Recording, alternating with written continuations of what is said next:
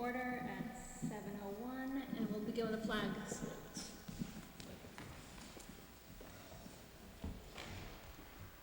I pledge allegiance To the flag of the United States of America, to the republic for which it stands, one nation, under God, indivisible, with liberty and justice for all.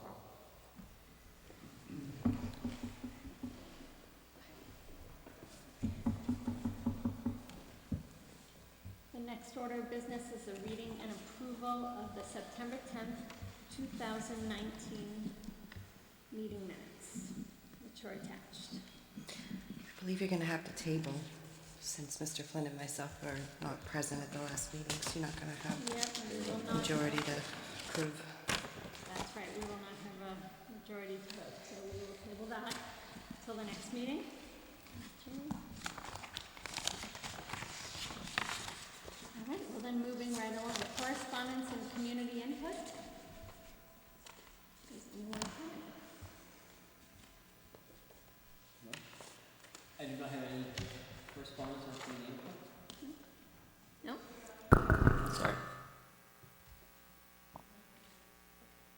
Thank you. Okay, well, moving on then to examination authorization for payment of bills, which is ongoing.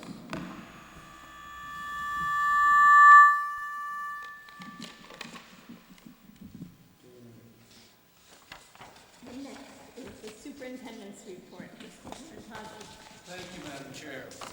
I have several additional items other than those on the agenda, and they are basically announcements. So the first one is that there is a flu vaccination clinic being given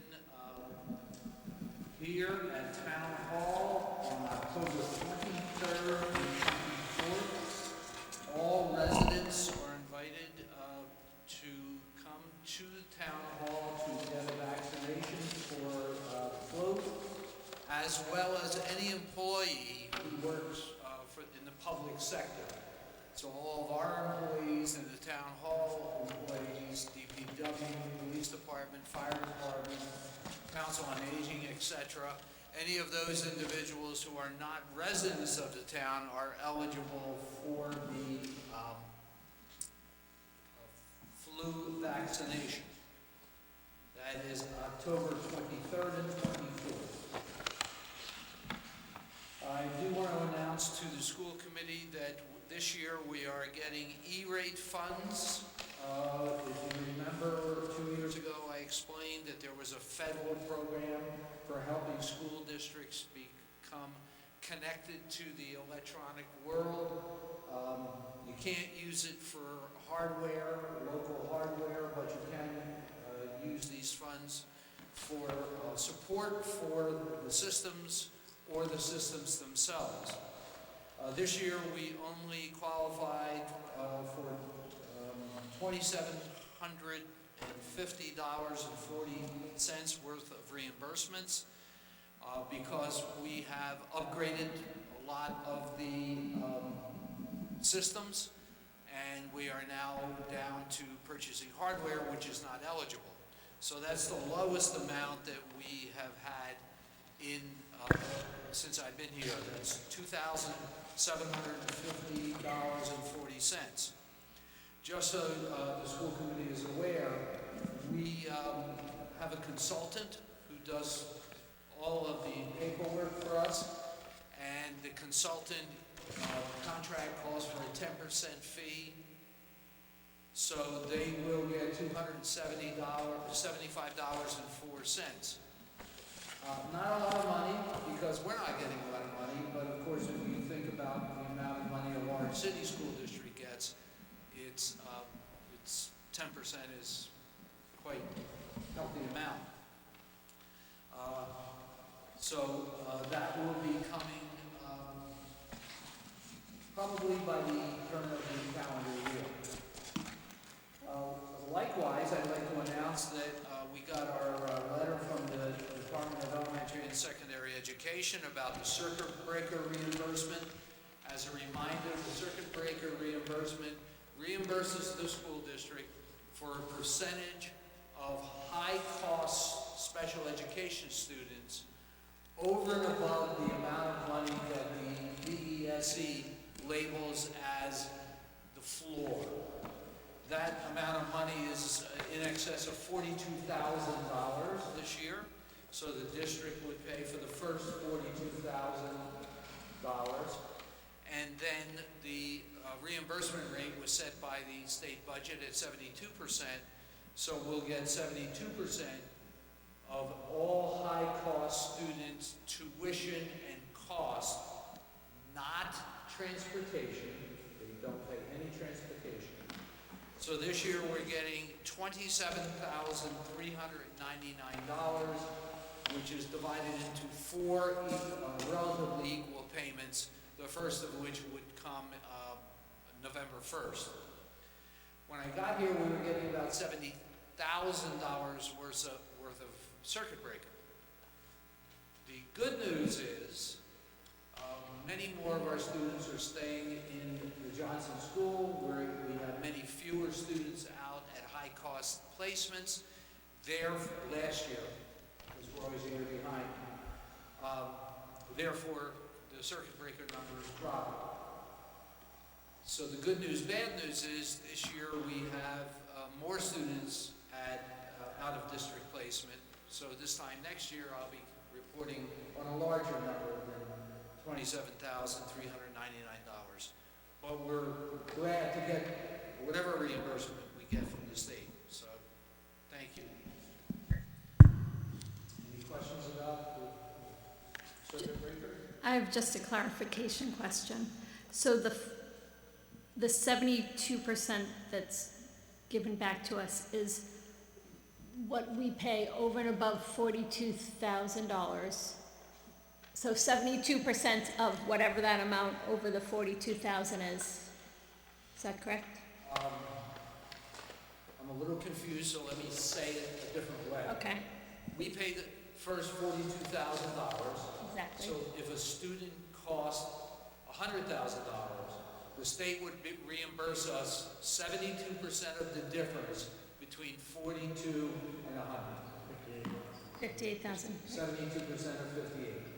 So it's not our total special education cost, it's just high-cost students, so, Yes. okay, that It's was, specific to an individual student. So every student gets a file, every file gets analyzed about the cost breakout.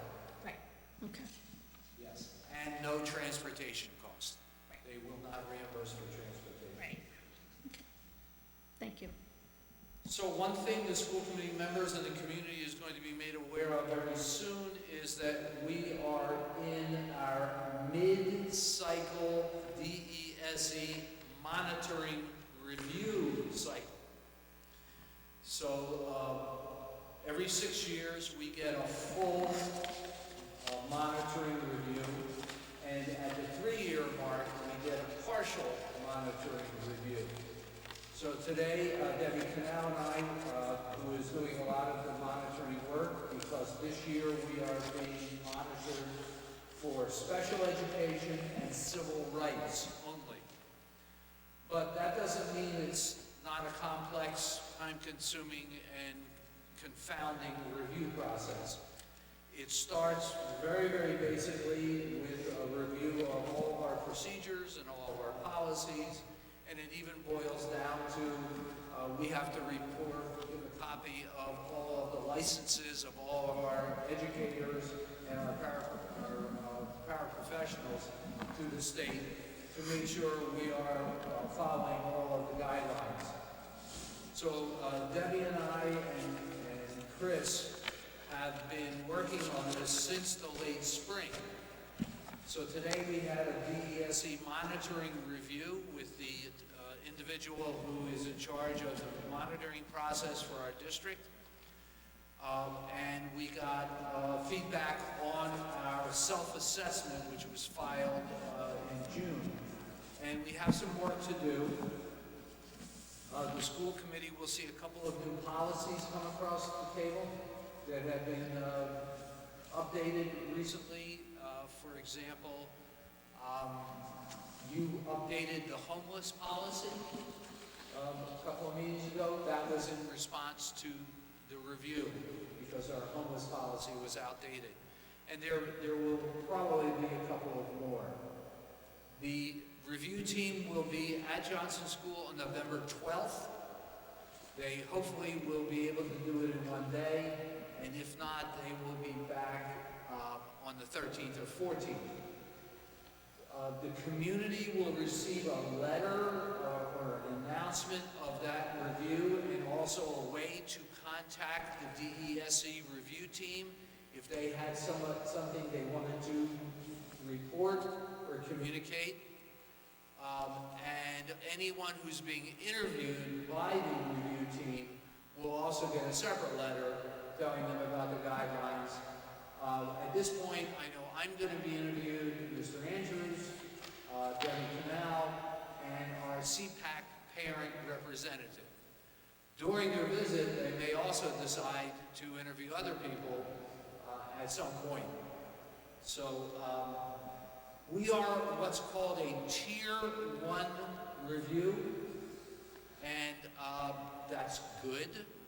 That means that our last full review and all of our data that's been submitted to the department in the last 3 years has been good. Tier 1 is the least detailed and cumbersome review process. There's 4. If you're in Tier 4, they immediately go to DESE support, because there's been so many questions that they believe we need support. Tier 1, the first step, as I mentioned before, is a self-analysis or self-directed analysis and review. And then there's a relatively short period of time for the actual on-site review, 1 day. And so that's really good news that we're in Tier 1, and we hope to stay there, obviously. And as I said, there's 4 tiers, 1, 2, 3, and 4. 4 being the one that would indicate that the DESE has serious questions or has found 3 years ago the full review to be problematic. So once again, November 12th they'll be here.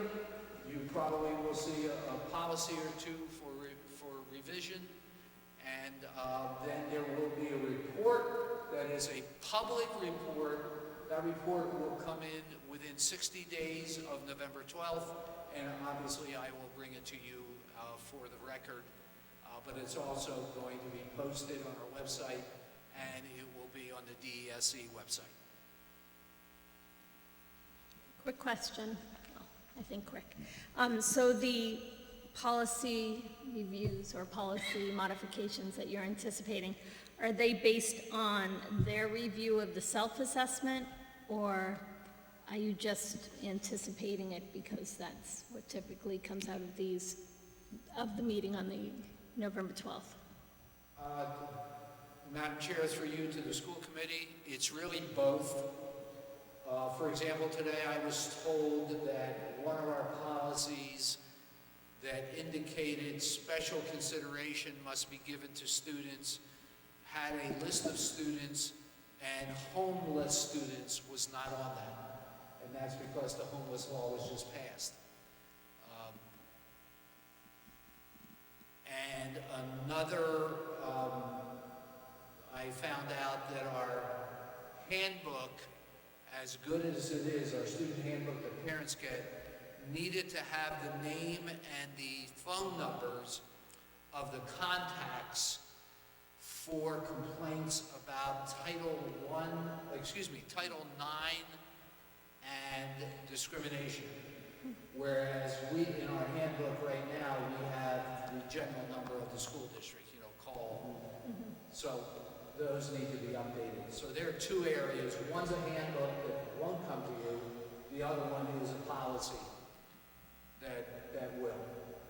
And typically when they do review in depth, because things are changing so quickly, every year the state government passes new regulations, new laws. I'm anticipating that there's something else that right now I don't know about that will turn. Makes sense.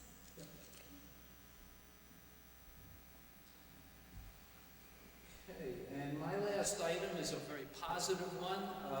The principal has asked for your support, and I concur completely, on an initiative to increase our outdoor learning and play initiative. In the past, we have had a fundraising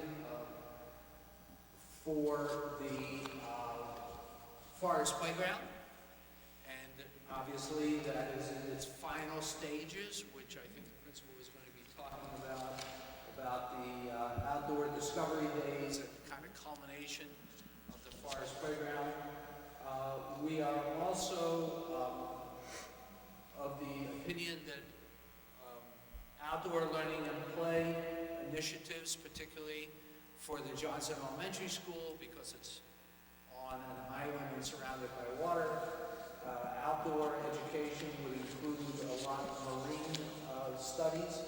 What we would like to do is either raise money and either have curricular enhancements or physical changes to the learning environment that is justified by that connection between the outdoor space and the indoor learning activities. It's my opinion that this does not require your approval, but clearly I would like your support in this, because people may call you or contact you and ask you, how come there's more fundraising going on? So some of the things that would happen would be to create a place-based learning scope and sequence for grades, all of our grades, pre-K through 6. To continue our partnership and perhaps grow our partnership with Northeastern University Marine Science Center. Just as a reminder, our 3-day in each grade level visits by the Marine Science Center that we used to pay for, we do not pay for any longer. So there's a possibility that we can enhance that without any cost, but obviously we can't guarantee that. And if there are costs, we want to have money to pay for it. We want to develop standards-based lessons utilizing the community garden. We want to design and finish the natural playground. There's a possibility that we could be looking at an increase in fenestration in the library. That's a fancy term for windows. Remember, we brought that to you last year, and we decided to put it on hold because there were a lot of other initiatives. Right now, we're not sure about that because we have to have an engineer come in and look at the walls. It could be an extremely expensive and not worth the amount of money it could cost, or it could be much less than that. It depends upon whether we have to buttress the outside walls and the roof supports.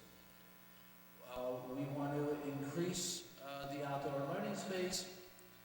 We are going to incorporate permanent artwork installations throughout the campus in addition to the mural. And we want to explore opportunities for multi-generational outdoor education, learning, and recreation. So we certainly can give you more details. Once they're developed, I want to give you a preview of our fundraising, our next level of fundraising initiatives from the community. Our fundraising is very low-key. We don't batter people. We don't do mailings other than, we have a fundraising. We use our newsletter and we use networking. Does anyone have any questions? I do. If nobody else does. So this is this is, what you're thinking of is fundraising from the school? Or who is going to be doing this fundraising? Are you talking about community groups fundraising for these things, or fundraising from the school because this can't be included in the budget? I guess I need clarification on. Sure. I mean, I understand all these things that would be wonderful to have, but I'm not sure I understand.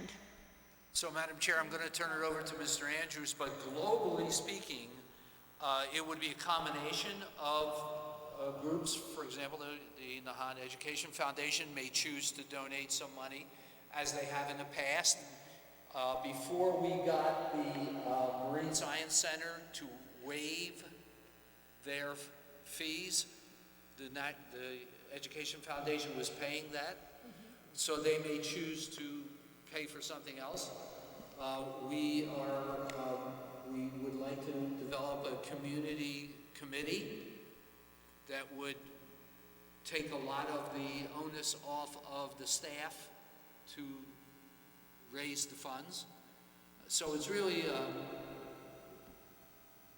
at this point, not fully in focus and developed, but it would be a combination of those internal special committees and already established nonprofits.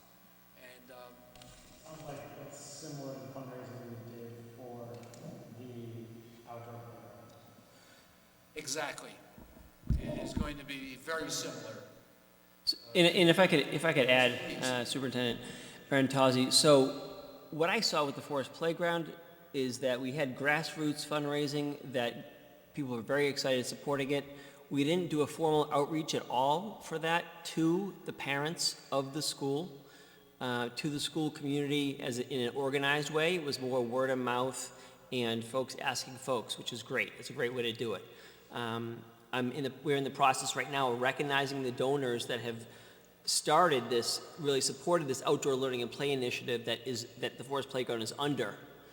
And we want to give everyone an opportunity to participate. So we'll be designing a tree sign that's going to be part of the Forest Playground that has recognition on it. And I think it's important that we really open up just that opportunity to participate and support the idea of outdoor learning and play and how important it is. For things like Mr. Parentozzi mentioned, there's an outside space right behind the library that faces the ocean. If we could have a simple patio there and students could go outside of the library and read during library time, that would be a great opportunity for kids.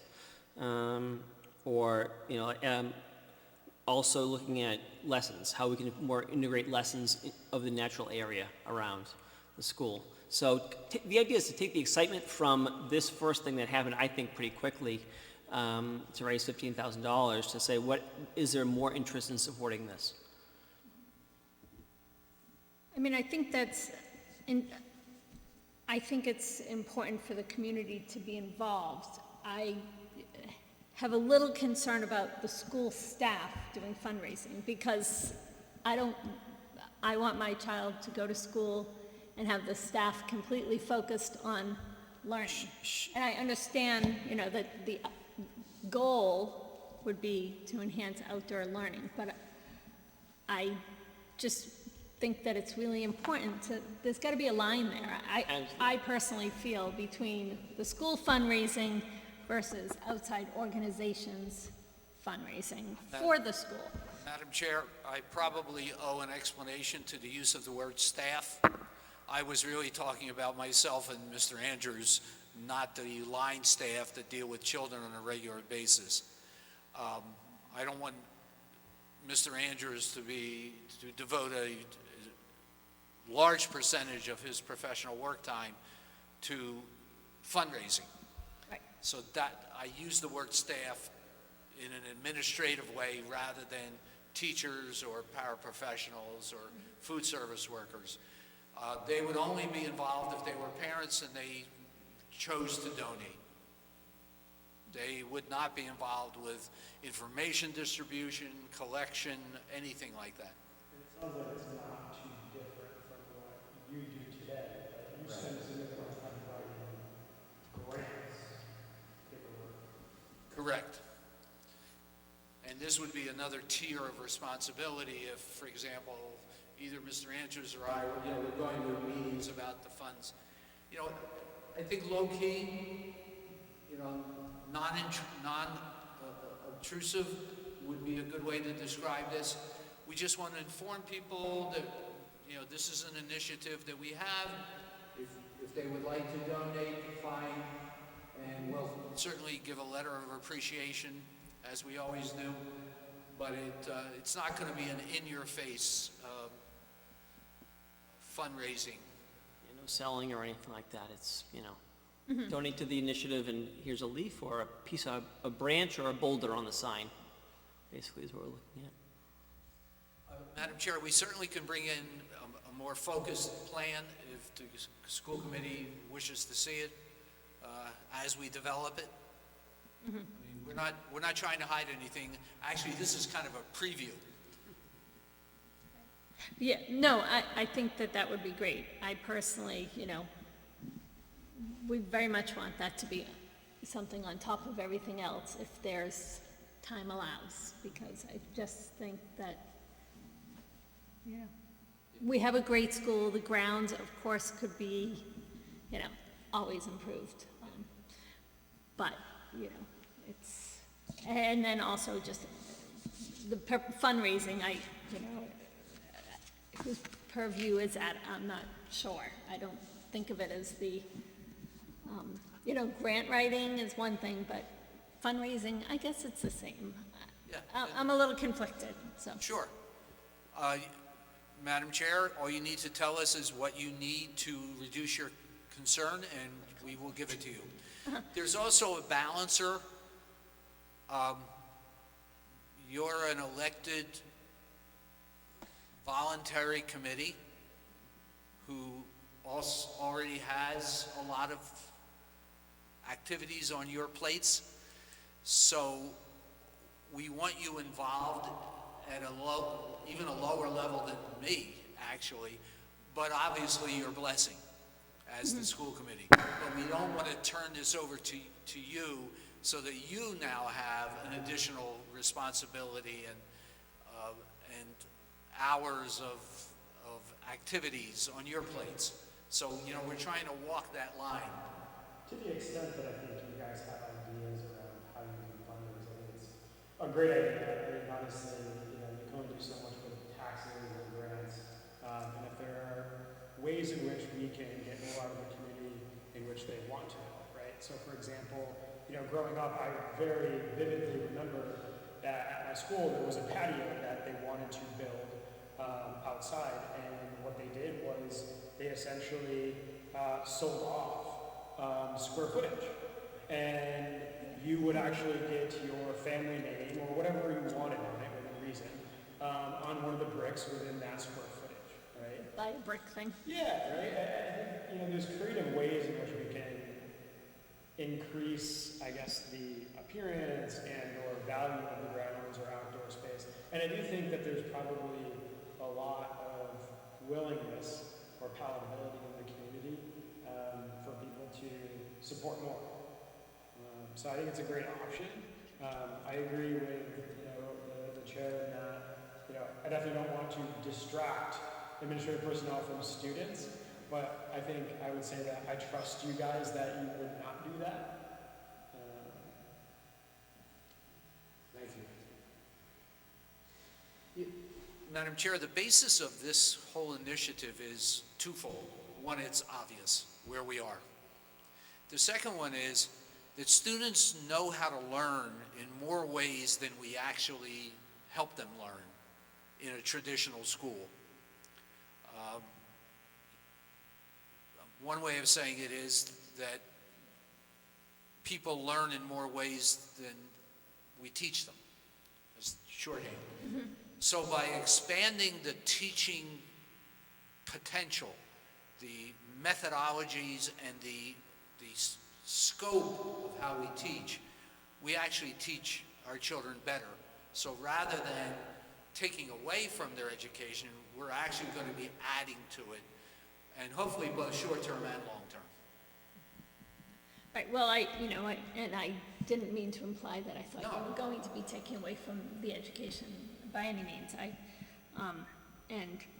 know, I mean, I have memories of a kid of going on lots of hikes and field trips, and that's what I remember. And I remember things I learned then as opposed to what I learned actually sitting at a desk. So, Yeah, and all those activities cost money to plan, because our contract calls for teachers to be paid a stipend for curriculum development. So, and this year's budget is tighter than the last couple that I have had the great honor of supervising. Certainly, I think that our committee as a whole always wants to come across to the community and to the town as being financially responsible. So I really think that the way that the fundraising for the Forest Playground went was very, it was done very quietly, and there were community members, not even parents, but community members that just wanted to participate and wanted to donate without a large campaign out there. So if it's going to be handled in that way, then I think that, you know, it shouldn't cause any problems with interfering with the budget that we're in charge of, to make sure that we, you know, are being responsible for the town. So.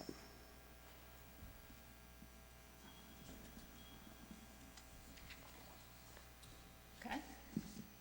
So I think just, if you could just keep us abreast. I mean, I like the idea of it being organic and growing on its own, kind of like it did with the Forest Playground, but everything needs to be started. I definitely recognize that.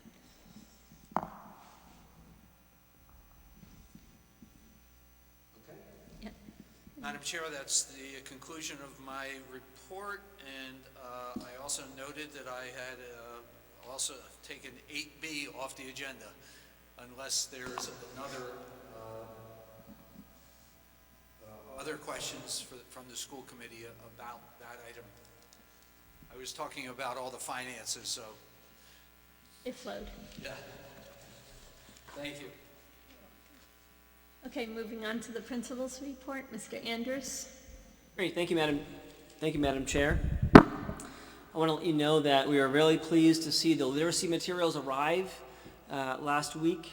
The Fountains of Pennell Classroom Series. Teachers are thrilled to have them in the classrooms, unpacking, working with them already, of course. And what they said is, Ms. Copus, for example, I'm just so glad that we have shorter stories that are full book, but real literature that's accessible, and that she can teach from.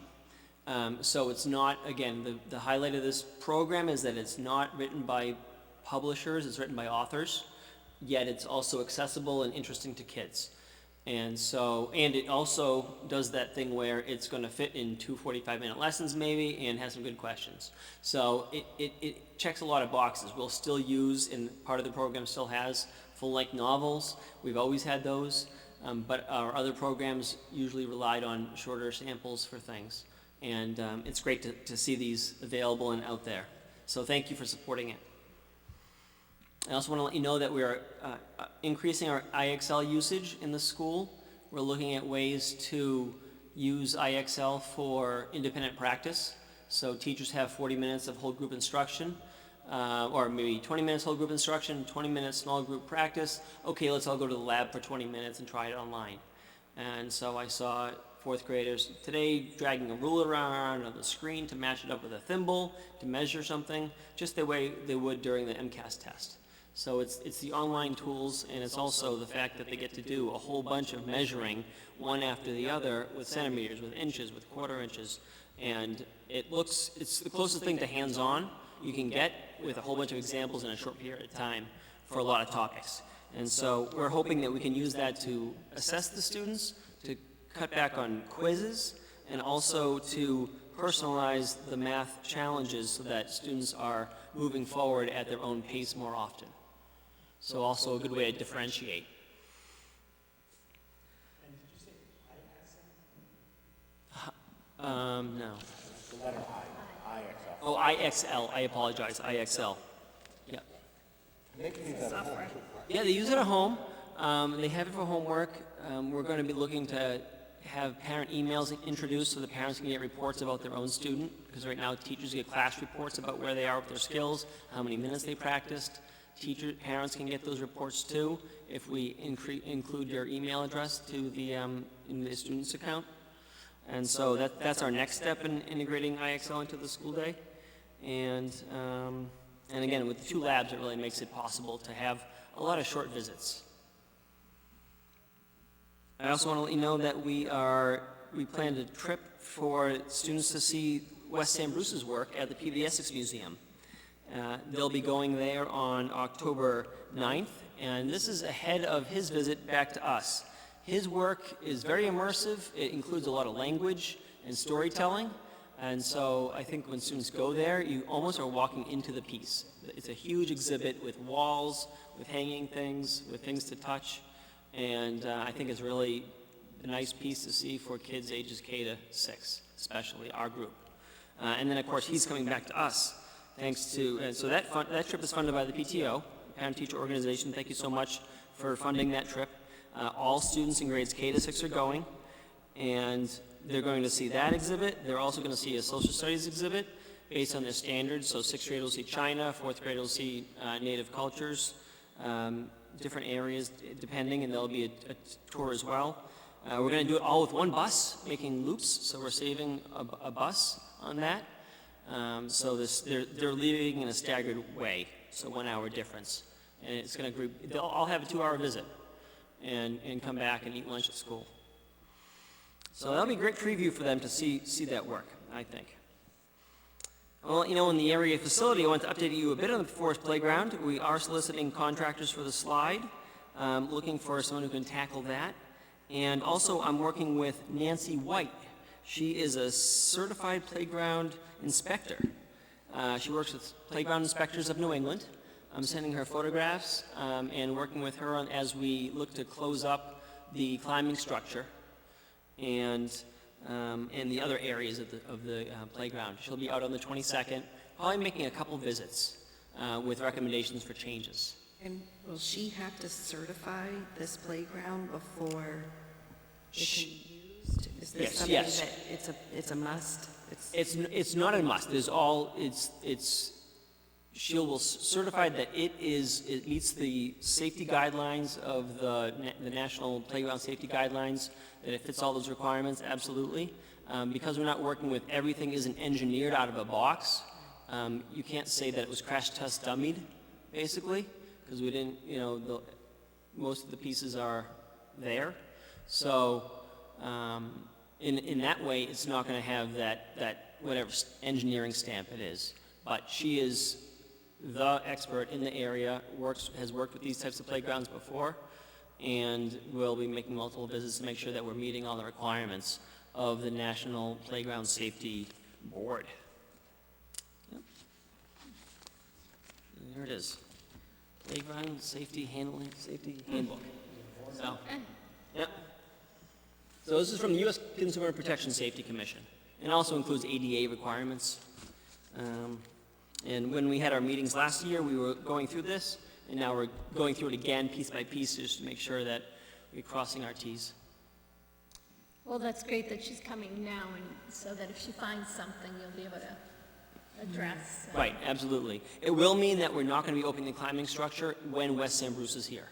So what I'm looking to do is sectioning off that area for climbing. Everything else is 2 feet or less, or 1 foot, so everything else is just logs and twigs, pretty much. So, so with those pieces, we'll be all set. Great. And then I'll let you know about October events. We have a Mathemagician coming October 8th to engage the students and understand that math can be exciting and fun. Lots of different ways to do that. As I mentioned, October 9th is the PBS Essex Museum visit.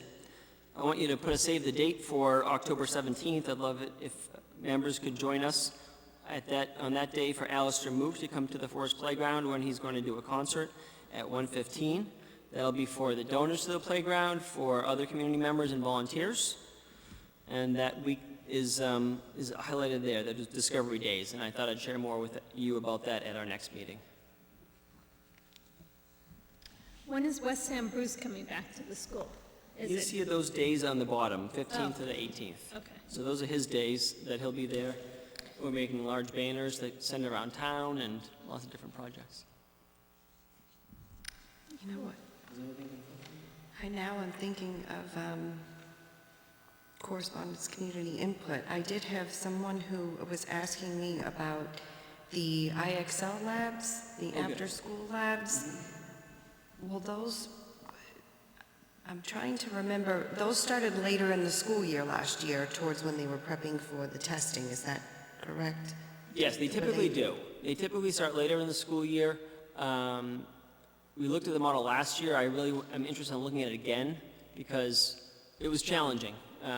We had parents who wanted the students to be there and students who were not as interested in being there. And so trying to find a way to engage them and really, motivate them to be there. I think, and hopefully school-wide IXL will help that. I think, that they'll be self-motivated to be there. So but stay tuned. We will open back up again. Thank you. Thank you. All right, so, That concludes my report. great, thank you. Moving on to old business and other pending matters.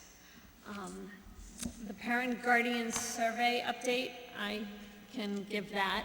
So the link was sent out 2 weeks ago, last Friday and the Friday before, in the school newsletter.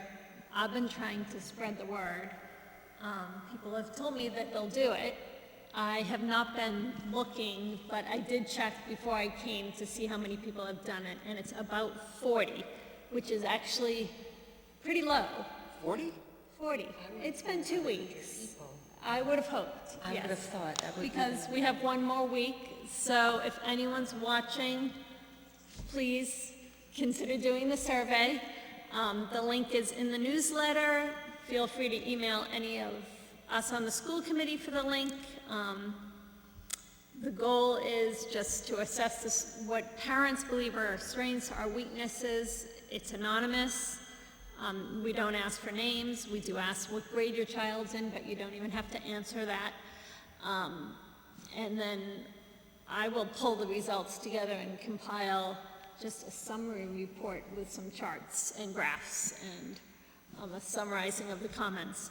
So please go ahead and do that, and I encourage us all to encourage others as well to do so.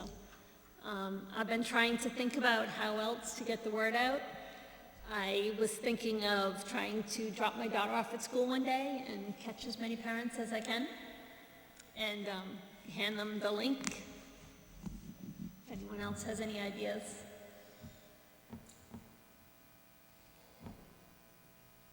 The best way to reach anybody in this town is the sign when coming into the town. But I don't know if that would be appropriate, but if you want to reach out to people, that's the number one thing people look at when they come in here. That's true, but it's really hard to write down a link when you drive by. Yeah. Through the survey. Yeah, so this survey, just as a recap, is targeting parents of children in 1st through 6th grade. We hope to do another one looking at the students that are over in Swampscott right now. So just really targeted to get those parents at this moment, and then later in the fall, which we're now in fall, moving forward with the upper grades. I have several ideas. Great, put them to use. Put them that one, to so- action. You're ready, once we wrap this one up, because you're doing all the work on this, then I'll be ready to start for the upper grade level. But if you have any ideas to get the word out now, I think what we learn now, we can use on the next round as well, in terms of spreading the message, so. I like that it's on the Friday newsletter. I would have thought that that would have generated some people, because you're kind of, it's a Friday, and you're scrolling through to read the news, and I would have thought that that would have. Madam Chair, I could send it out as a separate email That's another idea that I've used sometimes, to set, like, just in case they don't, I only have half the people read my newsletter, actually. So, you know, Yeah, no, and I mean, I think I did not expect two adults from each family to do it or anything like that, so I would not, I would be happy if we had 70 people. That would be actually, I think, a great response. You know, and I think that that's achievable. So that would be great. I want people to know that it's coming from the school committee. We don't have access to everybody's emails, so I can't send an email out to everybody. But I think, would you like me to send it separately, as a separate email? yes, that'd be great. And I think just putting in the text that I sent you the first time, that, yeah. Thank you. Madam Chair, perhaps the opening paragraph of the survey that you explained could be in the body of the email. I believe that it was in the first newsletter, or what I sent you was, I think, and if not, I can pull and I can type you up something this evening. I can make the whole email be in the body of the email, including like the link and the pictures, so. So Yeah. that, so no one has to click on the link to know what it is. Oh, no, yeah. That's what I was Oh, thinking. oh, yeah, yeah, In no, the body of the email, it says what the Click link here for is, the, yeah. rather than either the entire thing, or, I mean, or if you want a short statement, another one. I think at the beginning of the survey, there's that introductory paragraph that says something like, "Dear parents and guardians," Yeah, you know, and using that, and I'll cut and paste that and send that to you this evening. good. Thank you. Problem. Next thing on old business was new and departing students survey update. Madam Chair, I'm going to turn this and the next item over to Mr. Andrews, because he's been working diligently on them. Great. Sure thing. So we are ready to send that survey out. We have a list of our new and departed students, and we also have archived students in our School Brains database that we can access. So that survey's been created, as I shared with you last time, and it's just a matter of getting them out to about, this year, about 13 students total, new, and I think we had in grades 1 to 6, it's 4 left, 9 came in. So we'll send out 13.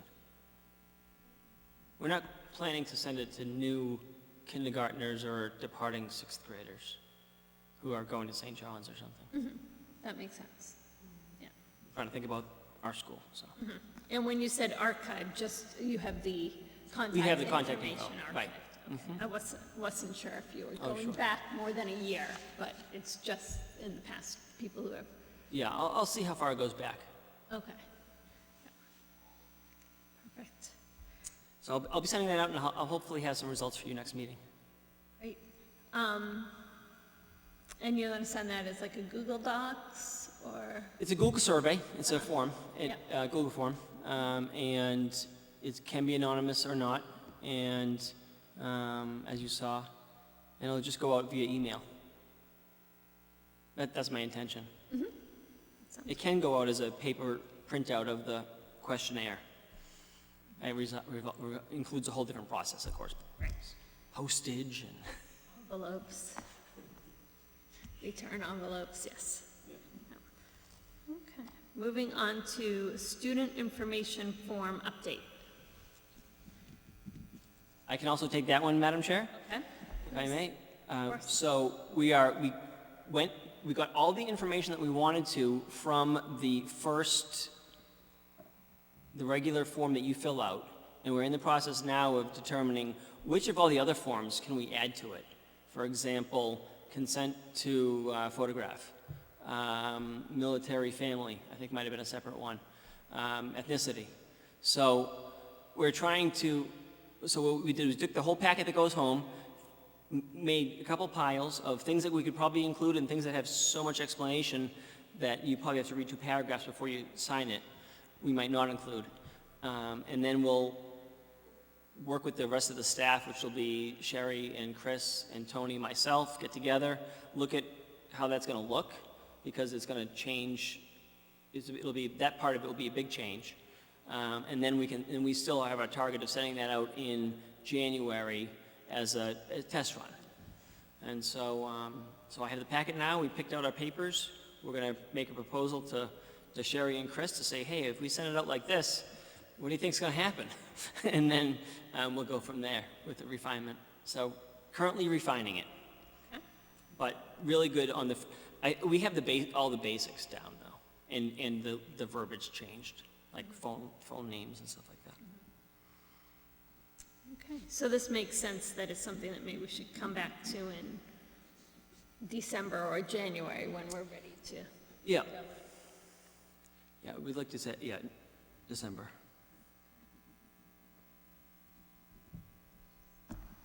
Okay, so moving on to new business. Mr. Parentozzi, there was a donation. Thank you, Madam Chair. It's my great pleasure to tell you that we have received $25,000 from Northeastern University as a donation, and I heartily recommend that the chair entertain a motion to accept that. That would go into our school donation account, and of course, I will send a thank you letter to Vice President Tobin on your behalf, if you accept it. Make a motion to accept the $25,000 donation from Northeastern University. I'll second the motion. All in favor? Aye. The chair votes aye. Fantastic. That's great. $25,000, that's wonderful.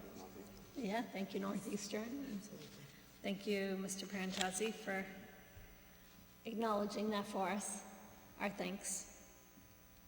You're very welcome. Moving on to personnel matters and newly hired staff. Thank you, Madam Chair. Well, today we had 2 new staff members for the first time at our faculty meeting.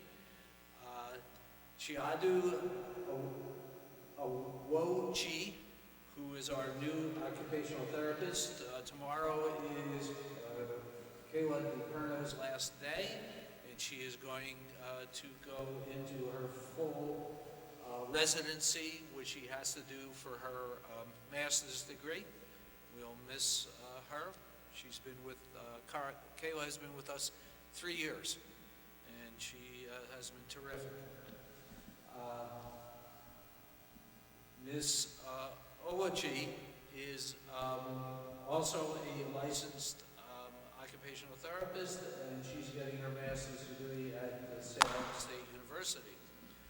Also today, and in your packet for the first time anywhere, we welcomed Mary Workmeister to the faculty meeting and to the school. I apologize for the brevity of the resume. I did not realize until it was too late that she had not, in the application, had not put her full educational background. So I have the ability to go into the DESE website and get her educational background that's attached to her license. So if you would allow me to elaborate, Mary Workmeister possesses a bachelor's degree in special education from the State University of New York at Cortland. She also has a 1-year post-bachelor certification in communication science and disorders, as well as the master's in communication science and disorders that you see in front of you. Her resume is very appropriate for the position, and her references were outstanding. I need to elaborate a little bit on this hiring. We were having a lot of difficulty hiring a part-time OT-PT because everyone is in the same boat as we are, And many districts, being larger than us, were offering full-time positions. So I was able to do after 3 non-start acceptances from individuals who said yes, but then got a full-time position elsewhere, and you can't blame somebody for wanting full-time work. I did a math exercise, and I recognized that Mary, who was interested in the job, but indicated that she would like full-time work, I was able to hire her as a full-time employee for less than the budgeted amount of the previous employee who has much more experience than she did. So I made an administrative decision, although you should know that I did talk to the chair about it, because it's within the budget. I added more special education teaching to the position's workload. So if I could just compare the two, last year we had a 0.7 FTE speech and language therapist with a full benefit package, because by law, if somebody works more than 0.50 a half time, you have to offer them a full benefit package. This year, for approximately $1,000 less, we have a 0.8 speech and language therapist and a 0.2 special education teacher for basically the same amount of money. It's within budget, and the benefit package is the same package as the previous employee got. So I thought it was a win-win, and we could stop the revolving door of offering a job, yes, I'll take it, then I get a full-time job, blah, blah, blah. So we're very, very happy, and as I said, Ms. Workmeister's references were outstanding. So once again, I want to reiterate, she has a bachelor's degree in special education, a post-bachelor's degree certificate in communication science and disorders, and a master's degree in communication sciences and disorder, and she started today. When you started speaking, you said OTPT, so just for the record, Tom, you meant SLP, I'm speech sorry. language pathologist, correct? Yes, it's the speech and language pathologist. The previous employee I talked about, Ms. Awochi, is the OT. That's great. I think that parents will be happy to hear that we have somebody in place. I mean, we're still in September, so Yeah. that's, Madam Chair, just another brief explanation. Our alternative was going to an agency, and the agency staff would have been their choice, although we would have had a right of refusal, would have cost a lot of money per day. And in my experience, agency staff members rotate. You think you have a particular person, you get to know them. They have the same wishes that the 3 people who took the job and took full-time employment elsewhere. They want to work full-time for a school district. So in my experience, the agency staff turns over during the year. So this was a win-win, and perhaps one would add a third win. right. No, I think that's great. Thank you. Moving on to business from the committee. I'm not aware of any. Is there any other business that we should discuss? No? All right. May I have a motion to adjourn? I'll make a motion to adjourn the September 24th school committee meeting at 8 o'clock. I'll second the motion. All in favor? Aye. The chair votes aye. Thank you. Thank you all.